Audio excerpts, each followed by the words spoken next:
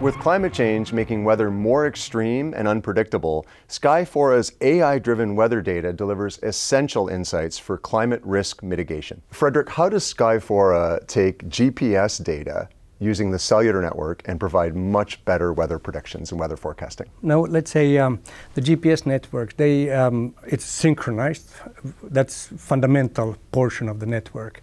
Every cell tower has a very accurate time source. In most of the cell towers, it's a GPS receiver because it provides also nanosecond accurate time information. If you drive by on the highway and speak on the phone, your connection is constantly being transferred from one cell tower to another, but you don't realize that. Yeah, your call discontinues, exactly. But you're actually moving between towers. Our patent is to repurpose this existing hardware, existing infrastructure to generate enormous amounts of new weather data. And what we actually do is that when the GPS signal enters from space into the atmosphere, it gets delayed. And the more water that's in the air, the higher the humidity, the more of a delay there's going to be in that signal getting to the cell tower. So you're then able to measure that delay and put together a pile of weather data based on that. Exactly. Who are the users or consumers of that information then? It's the weather forecasting models? Yes, so it's at the moment there's a big shift happening in weather forecast models. And for those AI models, they need more data.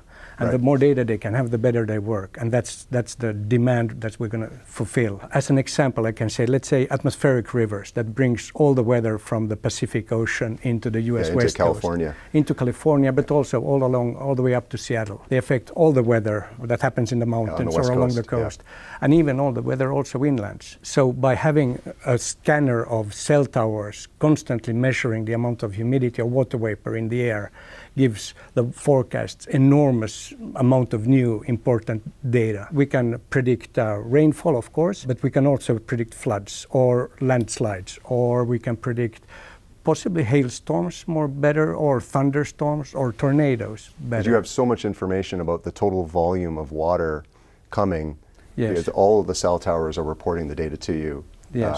En masse. Yes.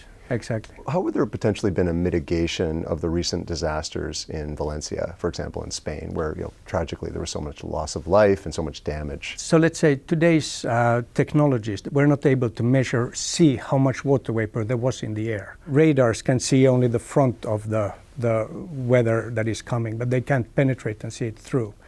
Our solution one cell tower scans the atmosphere, gives 2.6 million readings in 24 hours. There's several thousands of cell towers in Spain. We would have been able to measure this in high resolution, the weather, and potentially give, let's say, 24 hours earlier warnings that this mass of water vapor is coming down somewhere. As a founder of a GSM facilities-based operator myself, I recall how difficult it was integrating any new feature or service into the network vendors, the Huawei, Ericsson, or Nokia equipment. What does Skyfora need those big equipment vendors to do to roll out your solution? So we have confirmed that the workload is about 5 minutes workload.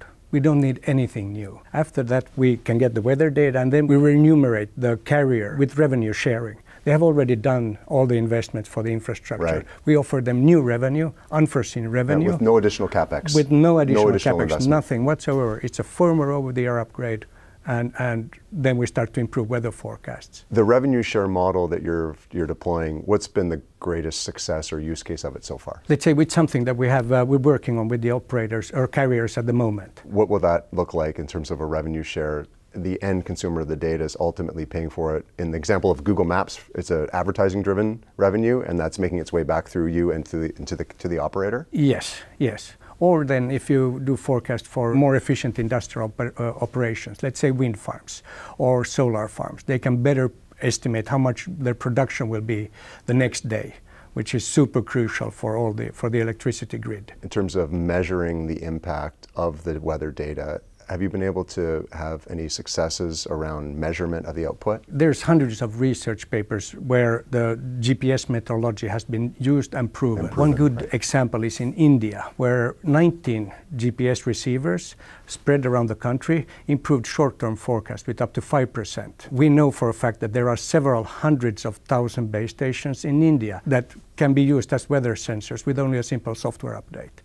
Imagine what that does in a country that is exposed to all different weather phenomena.